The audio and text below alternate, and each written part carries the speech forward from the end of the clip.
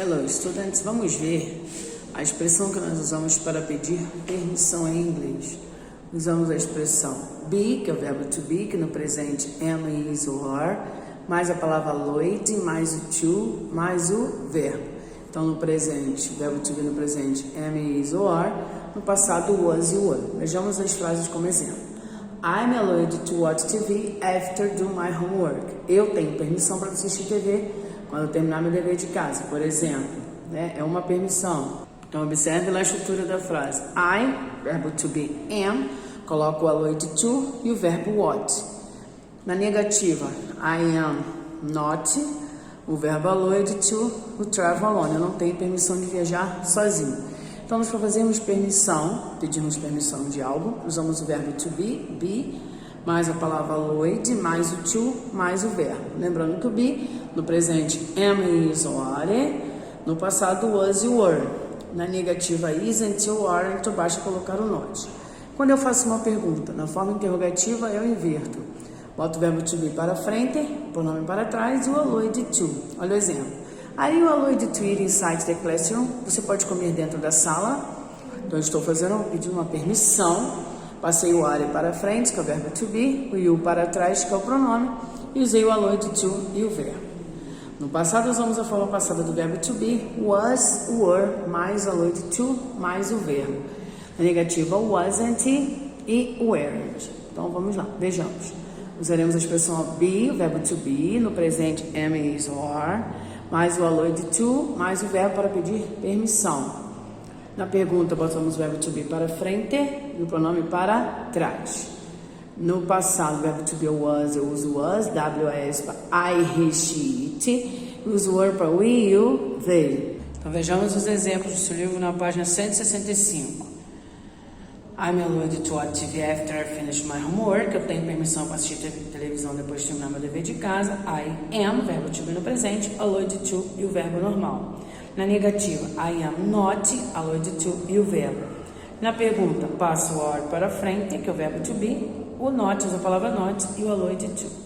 Agora, no passado, usamos o was e o were e o allowed to. The should wasn't, na negativa, não pode cozinhar sem a ajuda de um adulto. We weren't allowed to play outside when it was dark. Não posso brincar do lado de fora quando está escuro. Então, preste atenção. Para você formar a frase, você coloca o verbo to be primeiro, depois o allowed to. Aí, na página 165, você vai criar frases. Por exemplo, correr no corredor. Olha o exemplo aí. Run the corridor. Você pode correr no corredor da escola? Pode correr no corredor? Não. Então, I am not allowed to run in the corridor. Segunda bolinha, mastigar chiclete, depois comer na sala, beber água durante a aula, jogar esporte, estudar na biblioteca, aprender coisas, não acordar cedo, falar com os amigos e chegar atrasado. Se você pode fazer, vai começar tudo com I am allowed to e o verbo. Olha o exemplo das duas primeiras frases. Na primeira está na afirmativa, na negativa, porque eu não posso correr no corredor. Olha lá o exemplo.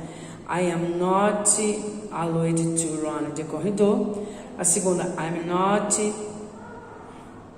to check gun. Então, você vai usar o verbo já está aí. Vai começar a frase com I am. Se for negativa, I am not.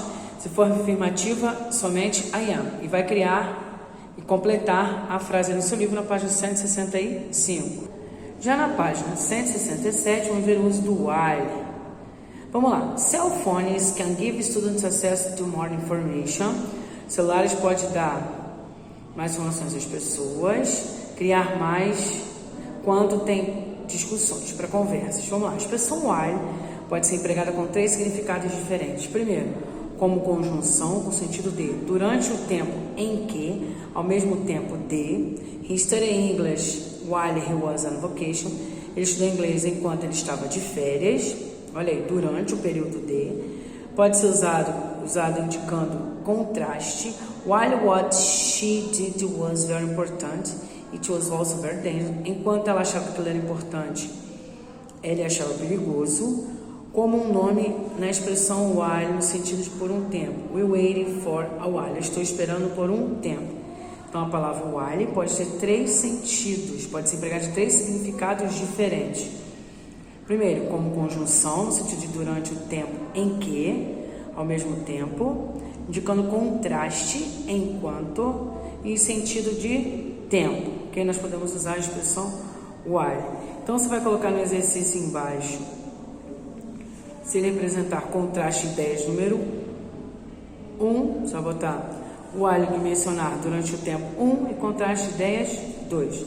Aqui, enquanto, aí você tem lá, enquanto Roma, você vai ver as frases, vai colocar o 1 para período de tempo e o 2 para contraste de ideias, ok? Seguindo as regrinhas aí, exercício na página 167.